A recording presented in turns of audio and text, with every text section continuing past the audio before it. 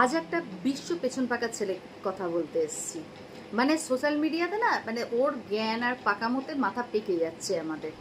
বিশ্বাস করো, অনেকেই ওকে নিয়ে বলেছে, তবুও চুপ হয়নি। এখন ওর সপক্ষে সবাই বলতে লেগেছে যে ও তো বলছে, বলুক, বলতে দাও। আরে বলুক বলুক, নিশ্চয়ই, কিন্তু কে বলেছে ওকে সব জ্ঞান সবাইকে দিতে? অসুবিধা হচ্ছে। এই দেখো, এতদিন কি ছিল? রবি ঠাকুর বলেছে যে ঘর বন্ধ করে কেঁদো, দরজা খোলার সময় হাসি মুখে দরজা খোলো। রবি ঠাকুর বলেছেন, আমি তোমার যোগ্য নই, তোমাকে আমি পেলাম না, তুমি এই করেছো ওই করেছো। রবি ঠাকুর নিয়ে চলছিল, যেন মনে হচ্ছিল রবি ঠাকুরের পার্সোনাল সেক্রেটারি ছিল। রবি ঠাকুর কাউকে বলেনি, এমনকি কাদম্বিনীকেও বলেনি যে কথাগুলো ওকে বলে গেছে। আমরা বইতে ভাব সম্প্রসারণ করিনি, আমরা তো গল্পের বই পড়িনি। রবি ঠাকুর কি বলেছিলেন, ওই এঁচড়ে পাকা ছেলে ওই কোটেশনগুলো, যত প্রেমের কোটেশনগুলোকে তুলে তুলে এনে সোশ্যাল মিডিয়াতে আরম্ভ করেছিল। এবার রবি ঠাকুর ক্ষমা পেয়ে গেছে হঠাৎ করে।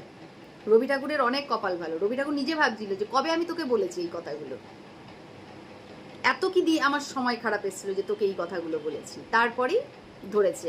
দেখো, শ্রীকৃষ্ণ বলেছে, ভগবদ্গীতায় বলেছে, শরৎচন্দ্র বলেছে, সব ওকেই বলেছে, বা সব ওই। আর দিনের শেষে এই ভিডিওটা দেখো। মাগো, তুমি অনেক কষ্ট করে বুকে ধরে আমাকে মানুষ করেছো।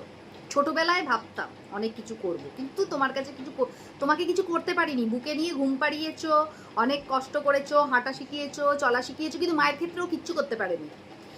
এই মানে নাক টিপে দুধ বেরোবে, চার গাছা গোপ বেরিয়েছে, ও ভেবেছে অনেক বড় হয়ে গেছে, ওর জীবন একেবারে শেষ পথে চলেছে, তিন কাল গিয়ে এক কালে ঠেকেছে ও ভেবেছে। ওই জন্য মাকে একদম ডিক্লেয়ার করে দিয়েছে, তোমার জন্য আর কিছু করতে পারলাম না, আমায় ক্ষমা করে দাও। ওরে তুই এখন স্কুলে পড়িস, ওই দেখ তোর ফটো আমি বার করেছি, স্কুল ড্রেস পরা, বাইকে বসলে ওই স্কুল ড্রেস পরা। তো তাহলে কি হয়েছে? মাকে তুই এইভাবে বলে দিলি। আর তোকে তোর ওই রবি ঠাকুর বলেছেন, রবি ঠাকুর অনেক কিছু বলেছেন, শরৎচন্দ্র অনেক কিছু বলেছেন, হ্যাঁ, কৃষ্ণ অনেক কিছু বলেছে। তোর খুঁজে খুঁজে কি ওই প্রেমের গল্পগুলোই বলতে ইচ্ছে করছে?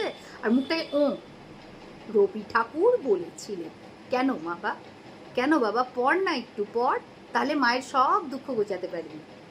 এখনো সময় যায়নি, সবে একটা কাল, তাতেই তোর তিন কাল মিটে গেছে মনে হচ্ছে। রবি ঠাকুর বলেছিলেন, শরৎচন্দ্র বলেছিলেন, কে বলে, কৃষ্ণ বলেছিলেন, ভগবদ্গীতায় বলেছিল,